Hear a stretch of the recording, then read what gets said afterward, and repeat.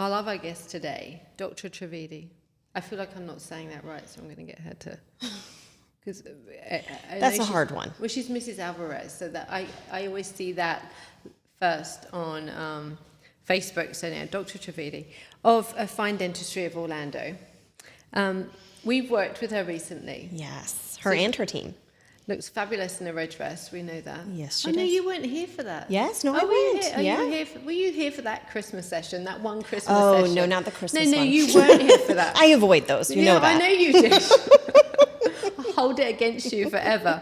Anyway, Aileen completely rocked the red dress. But what struck you the most the other day at our session? I've been thinking about this.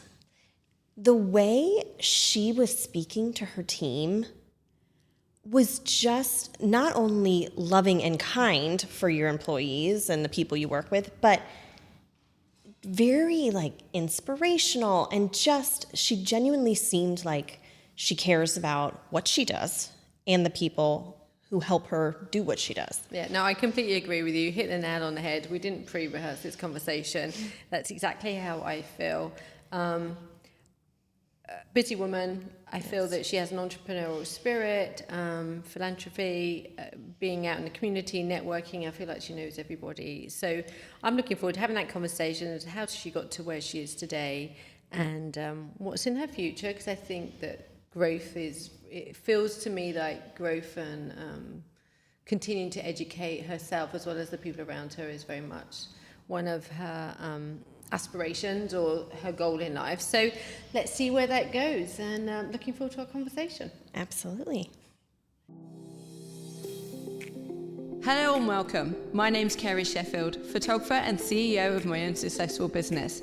I'm also the host of SheNETWorks, a great believer in lifting up women and loyal supporter to those that are around me. We're all surrounded by incredible women who are breaking the molds in this thing called life. Behind every successful online persona is a real person facing struggles, failures, and living real-life stories that don't always have happy endings. We will have an honest conversation, dispel this myth of perfection, and find out what they consider a success, how they achieved it, and learn what they are still reaching for. You are not alone. Join the conversation.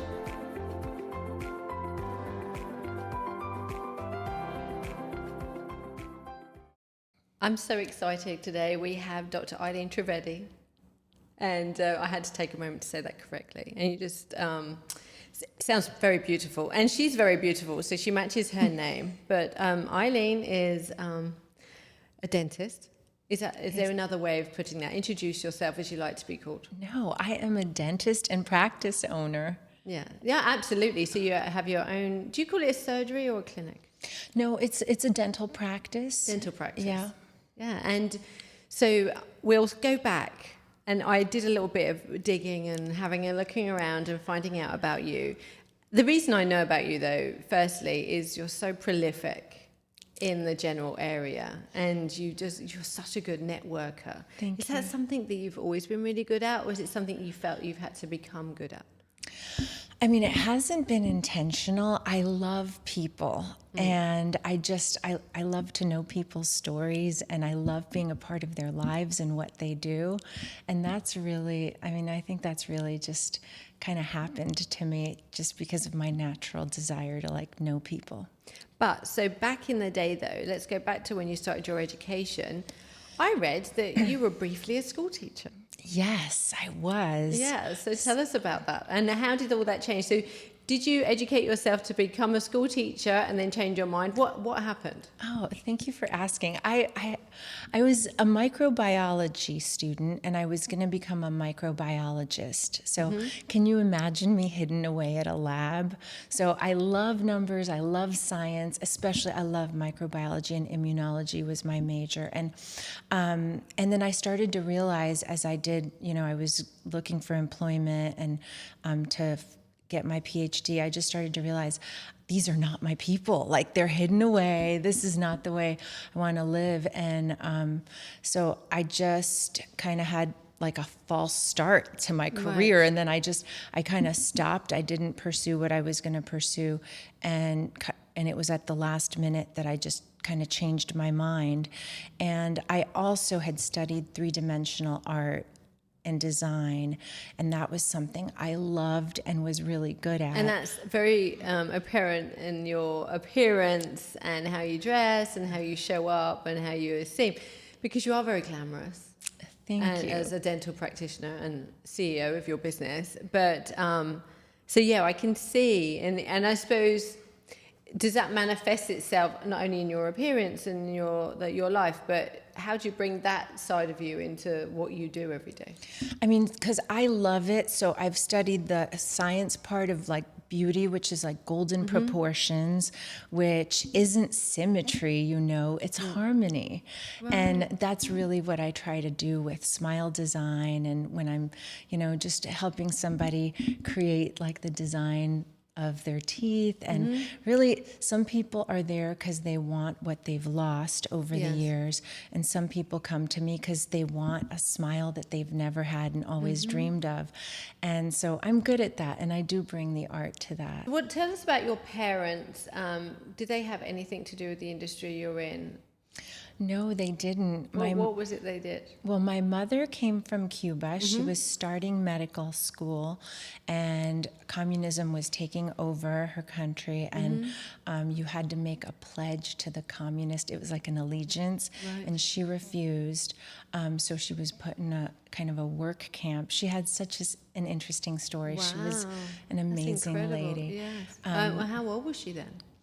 She was around 24.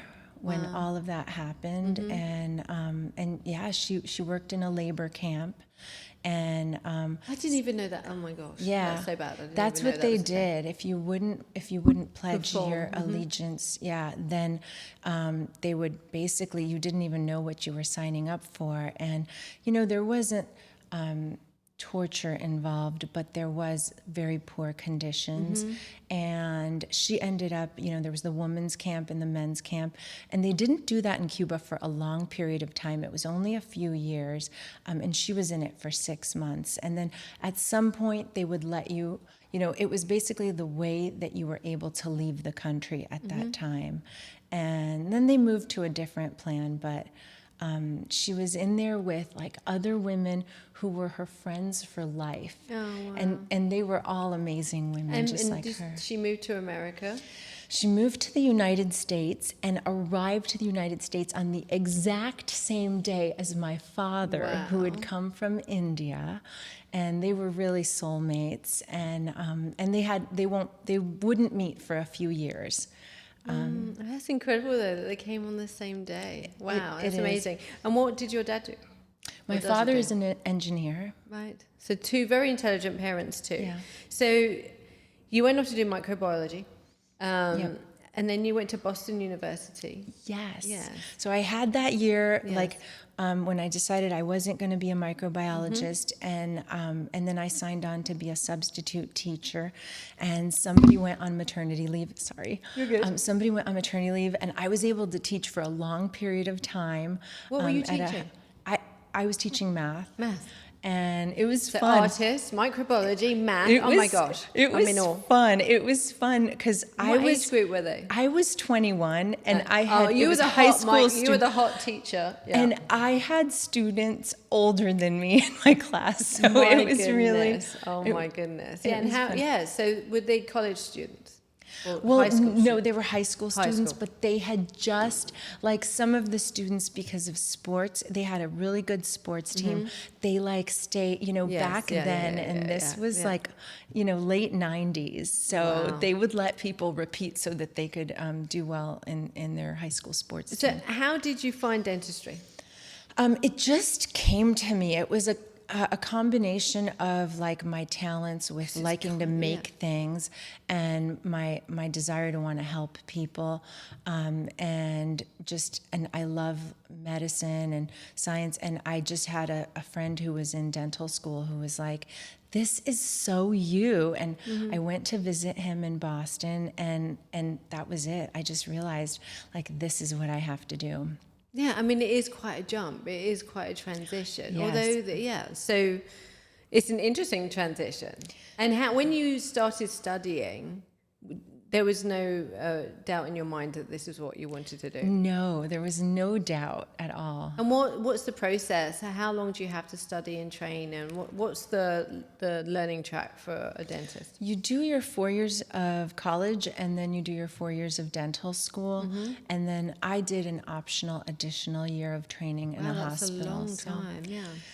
It is a long time, but it's worth it. It's a beautiful career. And I've read that you like to keep learning, keep training, keep growing. And so, say don't go into the future, from there to here, what else have you added to your vocabulary, if you like, your education, in order to help you grow? Is it constantly evolving, though? Because technology is evolving. You can literally make teeth in the practice now, can't you? And there's machines and everything for that. Yes. So has there been a big jump in a decade, or is it a constant change in a development? I mean, there's constant change, and of course it's been exponential. So like one little thing with CAD CAM or 3D printing has changed dentistry so much. Technology has had a gigantic impact on us, and so you really have to stay up to date. And it used to be the new ways weren't always better, but the new ways are better. I was gonna say that to you. That has it been detrimental, or has it actually been a benefit? No, it's been a benefit with the quality and the materials and just everything. Digital dentistry it's a beautiful thing. And how long have you had your own practice? I've owned my practice for 17 years, and it's been a dental practice since 1962. Oh my goodness. So you bought a business that was there? I bought an existing business. But you went down to West Palm Beach and did a GP residency too. What was that? That was my residency. It was a year at a hospital. And was that not doing dentistry? Was that general? It was. Okay. It was doing dentistry. And then they do teach you, it's very heavy on the medical. You do rotate with physicians so that you're able to treat medically compromised patients. So that's something that I'm good at. Oral cancer survivors, it's often a very disfiguring cancer, and I was able to work with those patients, and it was at the VA hospital, and I do have a place in my heart for veterans. Nice. So that was really a special experience, and it has formed my entire career as a dentist. How has your time been as a dentist in the workplace, being a female? Do you feel like you've always felt so you were treated equally, you were on par with or did you ever feel that you had to convince people of your worth any way along there? Not only that, just looking different to maybe everybody else too. You're not an upper middle class white man in South Florida. Do you know what I mean? I do. And not to ever feel that the world is against us, but I meet a lot of women in the academic field. They're doctors, they're dentists, they're same thing. But I wonder how that journey has been for you. If you've ever had to feel like you've fought your corner, or did you find yourself going into your own practice because you wanted to be treated differently? What was your journey mentally like? It's interesting. Yeah, that's such a good question. While I was going through it, I didn't realize it because it's like your only experience. But looking back, and especially now as you become more successful as on the business part of it, it starts. The women are kind of weeded out. A lot of women practice owners, but when you get higher level and you're scaling and you're having a lot of employees, it really does change even in the dental societies and the business groups. But what is the general culture in dentistry? It's a very open and welcoming culture, and even dental school classes when I was in dental school were about 50-50, and I believe that they're still around 50-50. It could possibly even be more females. But what happens, like my 3 best friends from dental school are not practicing dentists, so they ended up marrying and then eventually staying home or not really working full time. And if one of them married a dentist and her husband's really the business owner, and I see that all the time, and that's a beautiful calling to hear. And maybe someday where they'll go down, and when their kids have gone, they might start. I don't know if you'd ever start again or you get involved in it. I mean, I think if a woman's choice is a woman's choice, I'm just interested in whatever sector a woman works in, what adversities has she come across and what would she do differently, and how has it been? And you could ask that question. It doesn't necessarily have to be about gender. It could be by ethnicity. Yeah, ethnicity and all those things. And I'm just interested in what you found that you had to do. You're very quietly spoken. You're very elegant. So when you fought your corner, I'd imagine you would do it academically, like, you would you're not going to throw your toys out the pram, and by that's a very English saying. That means you're just not going to get mad. You're going to be intelligent about how you respond. Is that true to say of you? I feel like it's been just intuitive, and you're programmed to respond to a certain degree. And I think the blessing for me was that a lot of times while I was going through things, I may have had the naivety and just not realized that this was really happening. Right. But looking back, and sometimes when I see it through my husband's eyes, I mean, he's such a good defender, and he'll be like, that's not right. And Really? then he gets me That's a little bit amped up. And what about the dynamics in your relationship then? Because you both are doing the same job. You have your own practice, but where does your husband practice? So I met my husband when I was doing my residency, and he was one of the attendings. In West Palm Beach? Yes, at the VA hospital there. And we started dating he actually tells the story that when I went on my interview for the residency, it's a little different than medical residencies where you get matched. Dental residents have to interview for the positions. Okay. And so I went for my interview, it was 4 or 5 months before, and he turned to his dental assistant and said, "I'm going to marry that woman." Really? And That's yes. so interesting. Yes. I mean, his ideas above his station, but he got lucky, I think. But, although your husband's a bit of a rock star, we know it. But I love that, though. It's funny. So my husband said he thought that to himself. And we Really? both shouldn't have been thinking that at that time. That's a whole different story. But no, that's lovely. And I love that you're still happy and very much in love. And I love that about you. Actually, as a couple, you're one of those couples that I've met and I know and I see together that look very much in love. And how do you keep that going? How do you work on that?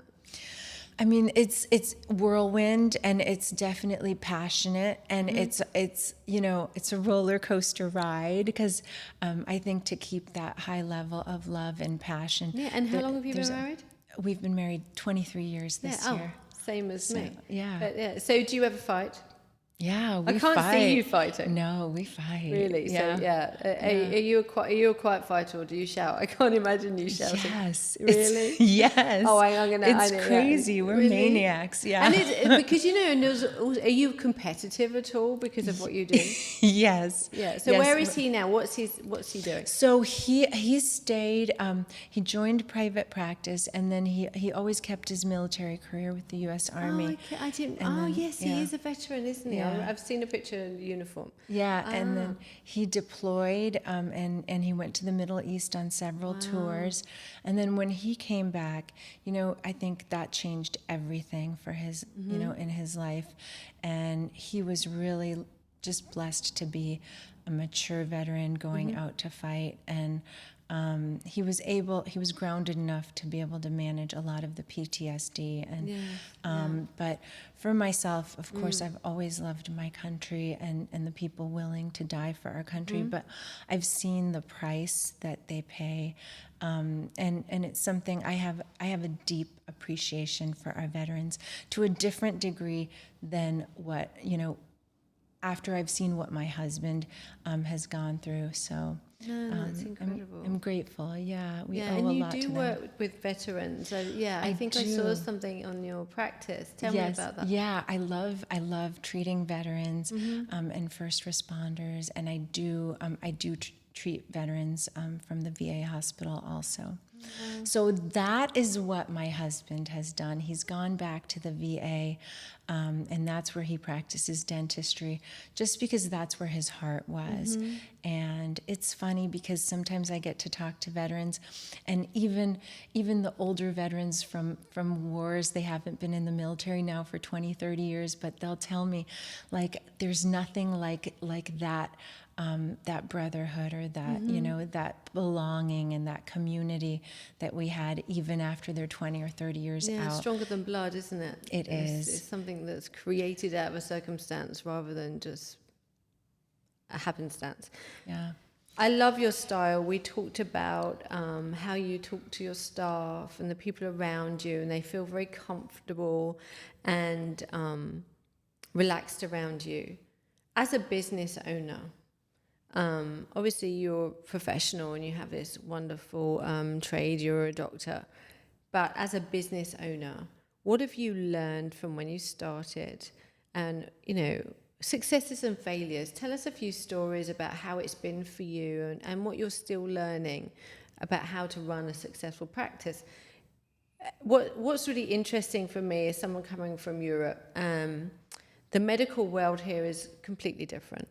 It's a business operation. Okay. You very rarely, and maybe not so much dentistry. Dentistry is quite private, but if you're a low income, if you're on a welfare state, the dentistry is all free. And while you're in education, it's free. When you're pregnant, it's free.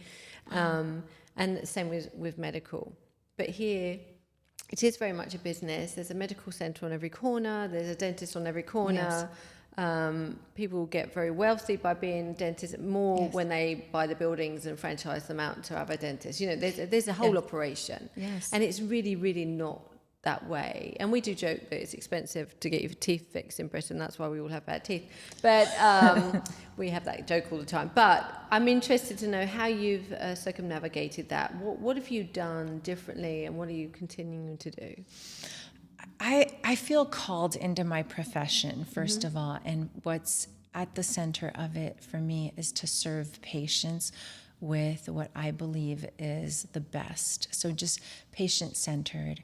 And that's really like on my mission. And that's one of the things, I mean, other than the genuine interest, that's kind of driven me to just always try to research and continue educating myself on being the best and bringing the best techniques and technology and all of that. That's really exciting for me.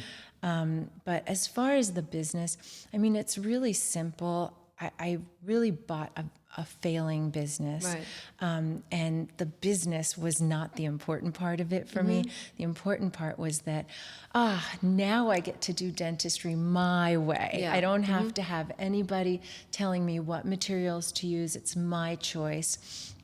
And I really was able to start at that point. You know, my husband was the one that financially supported us. So I really didn't have a financial struggle at that point in my life.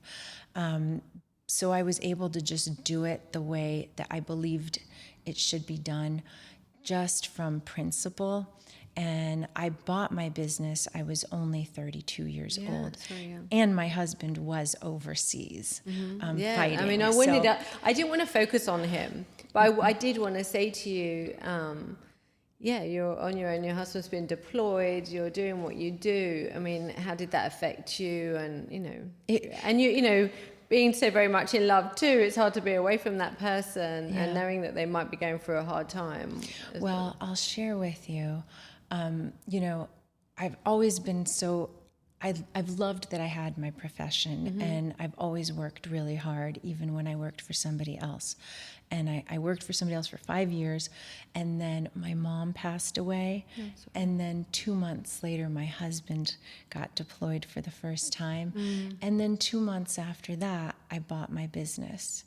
And so it was quite a period of time in my life. And I really feel like when you go through so much trauma all at once, a lot of the noise it just disappears. So I was really in a point in my life where it was just a pure heart. So you had driving. clarity. Yeah, I had a lot of clarity and a lot of like pure intentions. Yes, and I think that's been just kind of guiding my business all 17 years. It was for the right reason. So, and then it has been a very, very successful practice quickly. And I think just because of that, it was really by chance. I kept it simple and just tried to do the right things. There has been tons of failure, and some of those failures are like in incorrect hiring and management of people. And I'm technically very good at what I do, and I have the passion, and patients like me and trust me, and that's something I enjoy.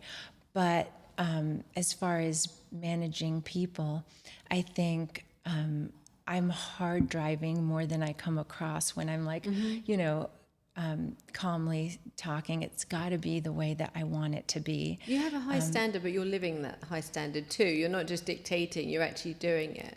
Thank you. I'm sure your method of delivery is much kinder and receives better than someone who's dictating and not actually living up to it. Like I'm bossy. I'm probably not as sweetly spoken as you, but I work really, really hard too. And actually, I'm the hardest worker in the room. And so I kind of expect people that are alongside me to work with that same, attitude that I have.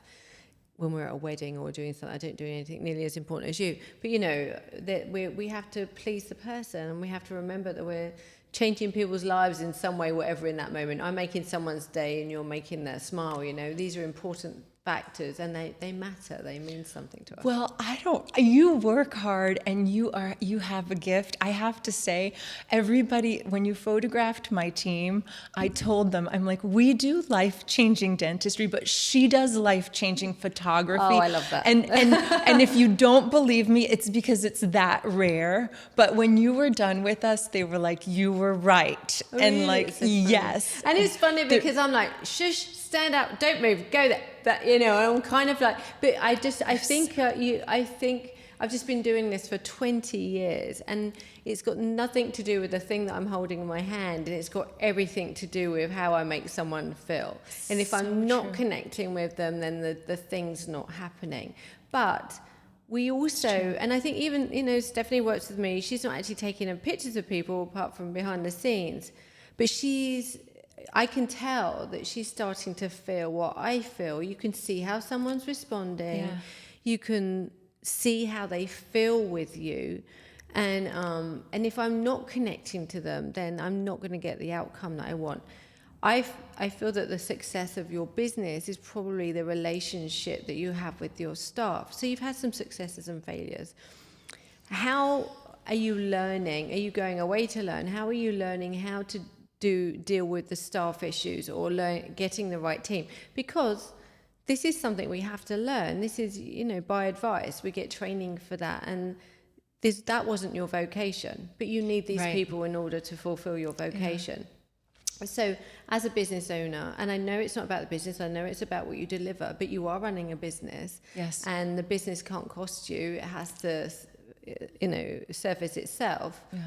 How are you learning? What are you doing for yourself in order to keep going and growing? Yeah, I'm learning everything I can. We do leadership development and we do business coaching, because the truth is, if you ask any dentist about numbers, they really don't know what's supposed to be your overhead, what percentage of what you make is supposed to be staff costs and those kinds of things. Yeah. Well, that's interesting. We don't. I think most dentists, first of all, Central Florida is really lucky because we have a great standard, and I know a lot of amazing dentists. And yeah, we all commiserate on this a little bit, that we just do what needs to be done, hire the people that need to be hired, and we're not looking at it the way other businesses look at it, where you're saying, do I have the cost to hire this person? We'll look at their resume and say, oh yes, this amount of experience does merit the hourly that you're asking for, and that's it. No, very few dentists will negotiate on that. But clearly something's working right. Yeah, I mean, I've learned about how to hire better, and that has been really one of the biggest game changers. And a lot of my errors stemmed from that, because it's more than hiring somebody who's honest and competent.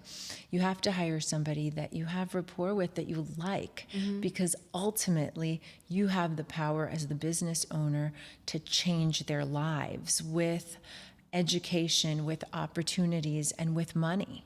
And so that's something that I take seriously. How are you finding the new intake of staff, the younger generation? You have a mixed pool of ages within your group. Are you finding a different attitude in your youngest intake? Yes, and we talk about that all the time, because my older staff members, one of them has been there 18 years, a year before I bought the business. Wow. Did Actually, you have to live up to a standard, or were they happy to be saved? No, they were happy to be saved. Okay, yeah, that's interesting. I bought like a wounded business, Yeah, I understand, and that's exciting to me, to see if I could fix something. So it was a win-win. Great to have that person so that you could find out, how you could rescue it.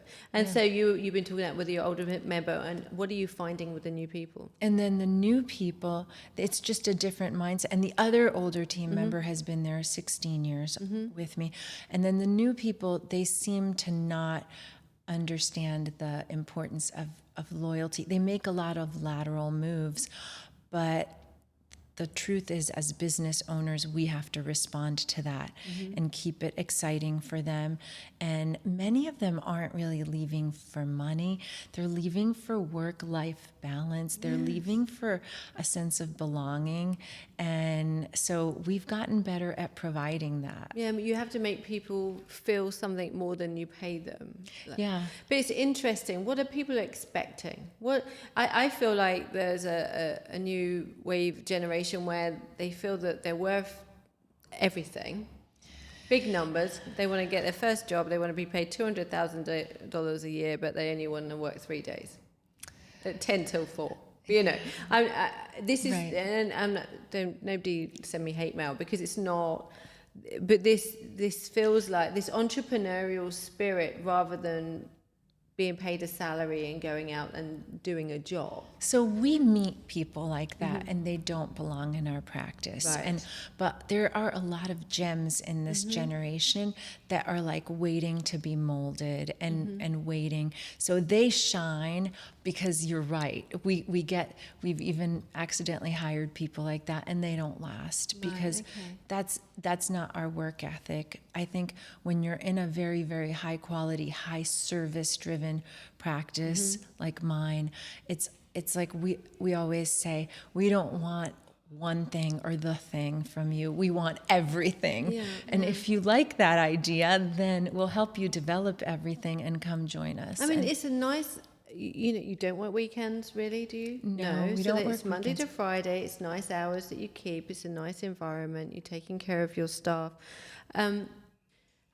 Do people, the people that come to work for you, I mean, I know they're not all coming in as dentists. You have hygienists. Dental hygienists. And receptionists and Yes. customer service people. Yes. Is there a way for people to come to work for you where they can end up being a dentist at the end of it, or do they have to go off to school? They have to go off to there's school. not like, no, and I'm sure, but they could start and then decide, actually, I want to be what you are. Yeah, I've had longtime team members that started, I mean, from working in like service industries and that kind of stuff, and they ended up working so hard in our practice, and then went on to hygiene school, and it's beautiful to inspire people to want to stay in dentistry, and I've loved that. Well, And the then, fact that you have people working with you for so long, that's a testament to you. thank you. Yeah. So, and you said some have gone off, and have they come back to you, and you've seen them afterwards? Yes, and I do, and my door's open for those people. So yeah. And how are you, as someone in this time now of social media and showing up and being seen, and everything's behind the scenes and everything's there for people to see? Is that been a learning curve for you? Because you do show up. I know you've had a social media manager. I know you've done these things. Yeah. in your industry, what's expected of you in terms of showing up?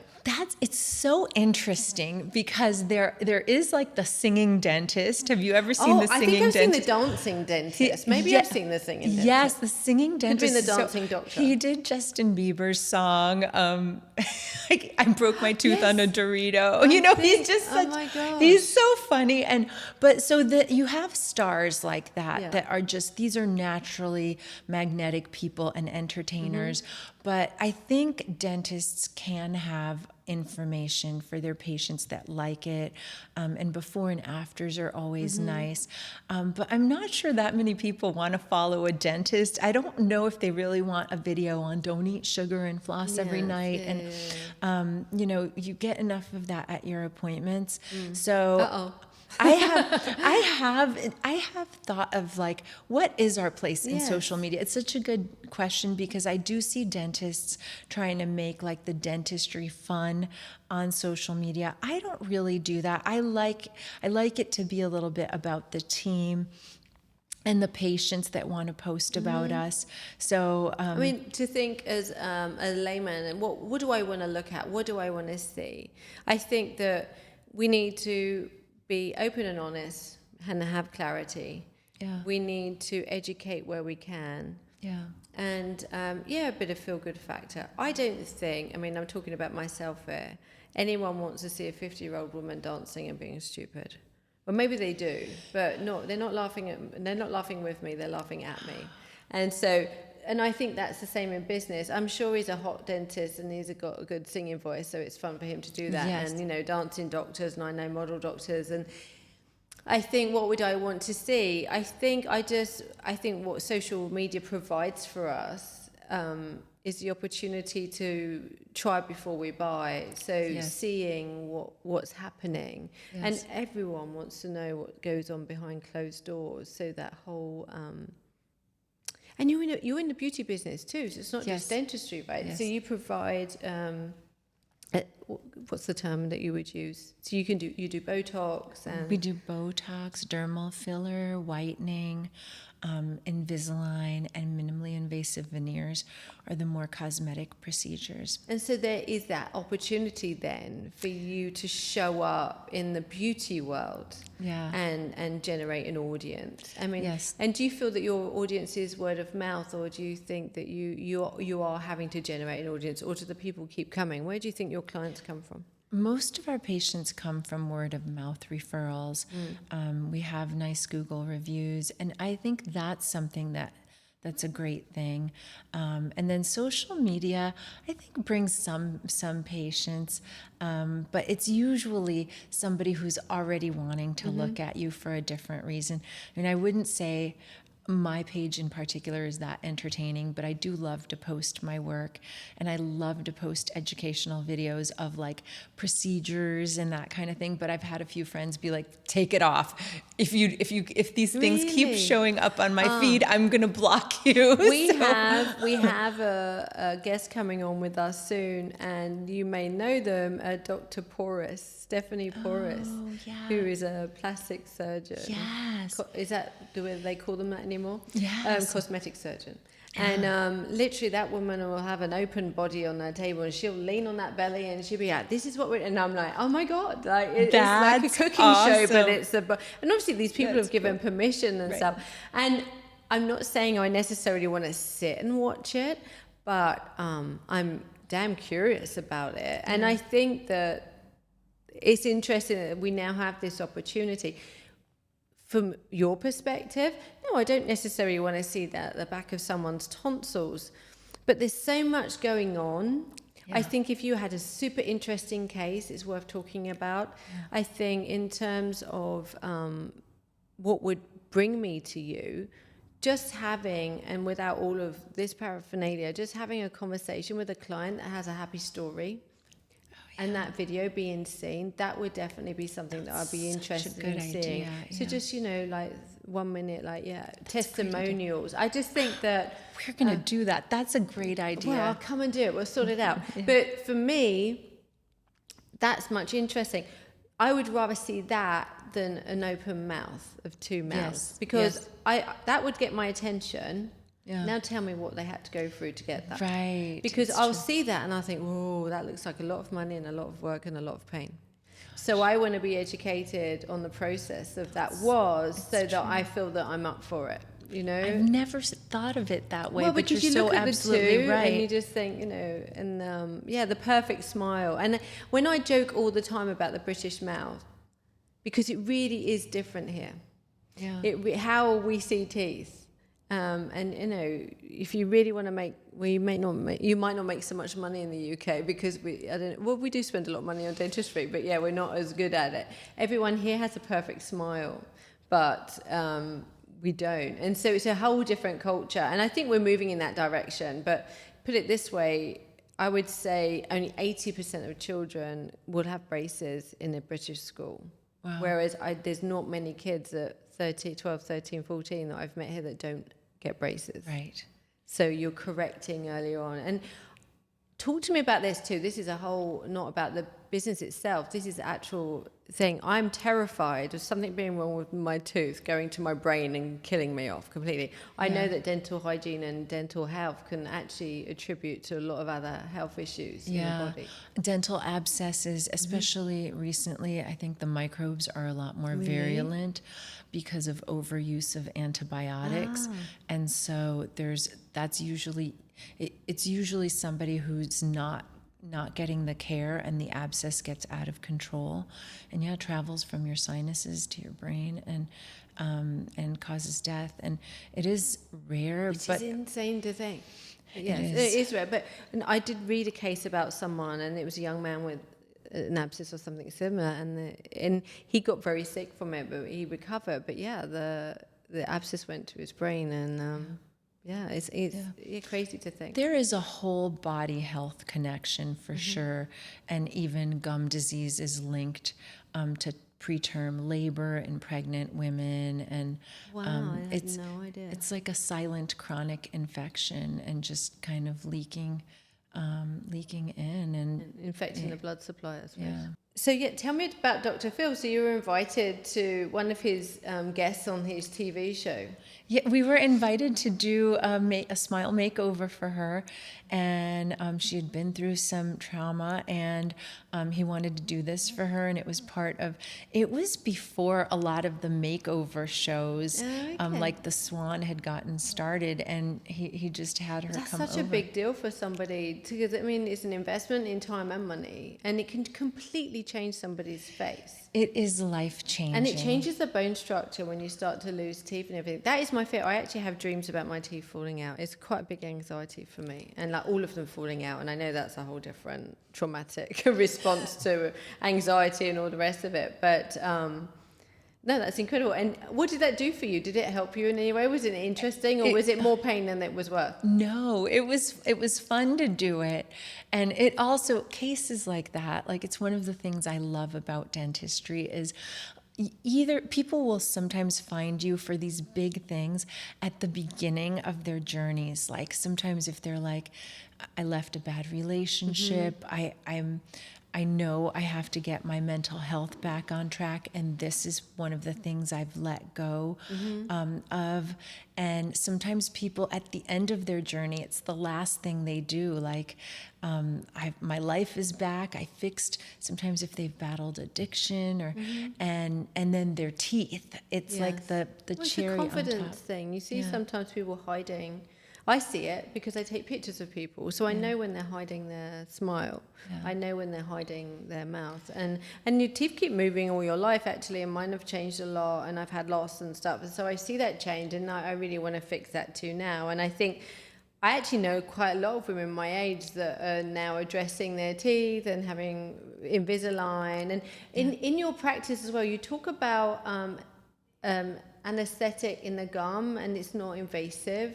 Yeah. Tell me about that. So it's needleless anesthesia. Needleless, that was it. Thank you. And that's how we treat gum disease painlessly. So nobody should ever have a cleaning where they're squirming or uncomfortable in the chair. Oh, that's wonderful. I wanted to understand about that. So I know that clients most important thing to you. But don't underestimate your role in the community and what that's done, because I'm talking to you now because you met somebody else and you know that person, and I would rather come to you because other people have told me about your service, and they're good friends and they're beautiful people, so I know that's all great. You worked with Miss Florida as well. Yes. So how did that come about? How love do these that. people finding you? Is this by happenstance, or do you go out seeking these opportunities? Some of it is. We love being the official dentist of Miss Florida and Miss What a Teen great Florida.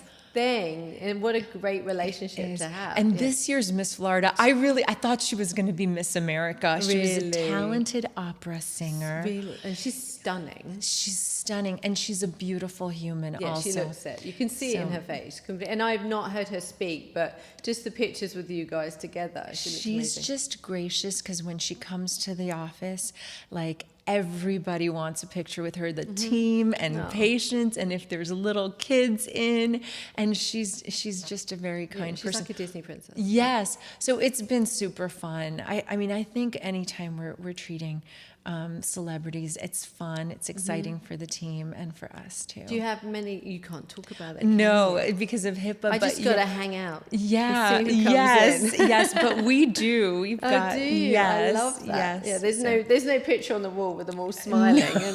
Nobody loves that. So no. Oh, I love it.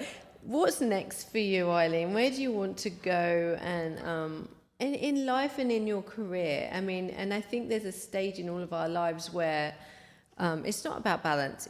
We have like this tip or this turning point where we may have a different avenue, or we may want to approach it differently. We may want more time for us. Personal ambition and business ambition. What are the two things for you? Personal ambition. I mean, I have just to lean into my family a little bit. My family, as my business has grown and gotten busier, have become a part of it, and they deserve my time now moving forward also. And I'm able to do that a little bit more. The more success and the larger the team has become, I'm able to have that time with family, and that's really wonderful, being in control of my time. Yeah, and what about the business? Where do you see it going? And do you want to add anything more to your business other than people? What would you like to see happen? Yeah, I mean, I always like the nicest, so I'd love our facility to grow and just be updated and just scale up a little bit, and in quality, and also, I mean, I dream of like this brand new shiny waiting room, and we did that about 10 years ago, and it's just time to do it again. So my space and my facility, I would just love to see it blossom. And do you have a business mentor, someone that you kind of look to, whether they're in dentistry or not, but someone that you see them in best practice, and how they operate? My brother, I'm very close to him. He's an attorney, and he's one of my, I run a lot of things by him and through him. That's lovely. And then my husband, he's just really smart and really good with money and really good with business decisions. So those are really my business mentors. And you don't see yourselves merging and having a joint practice together? We wouldn't do that. That doesn't, his interest and my interest doesn't match in that way. And we always have said, like, the snake can't have two heads. So, and it's really, I'm the head of my practice, and it really just is my vision being carried out. And even though he's a dentist, it's wonderful to have that kind of sounding board in my home. But that's not something he wants And either. you operate differently. Yeah. Yeah, we I do. feel like that you have this boutique practice that has this, I don't know, I wouldn't say like new age or anything. I think it's just, it feels very charming and very family orientated and very welcoming. It doesn't appear to be, and I've not been there obviously yet, but it doesn't appear to be overly clinical. You seem to have more of a nurturing vibe to you. That's what we aim for. So thank you. Yes. No. Well, look, thank you so much for coming today. I really appreciate talking to you. You're every bit as lovely as you appear to be and as you look. And Thank you. Any last parting words for people that are interested in this vocation? What would you tell them to do first, and what's necessary as an individual to go about doing what you do? I think it's necessary to want to serve and help. Dentistry can be procedural or transactional, and I think dentists that practice that way are not necessarily happy or satisfied. Those are the ones that burn out. But if you just do it from your heart because you like serving and caring for people, and also have the talent with like the medicine and the kind of art part of it, I think it's the profession for you. Perfect. And where can people find you? Find Dentistry of Downtown Orlando. Perfect. Well, thank you so much. It's been a pleasure having you here today. Thank you, Carey. Thank you.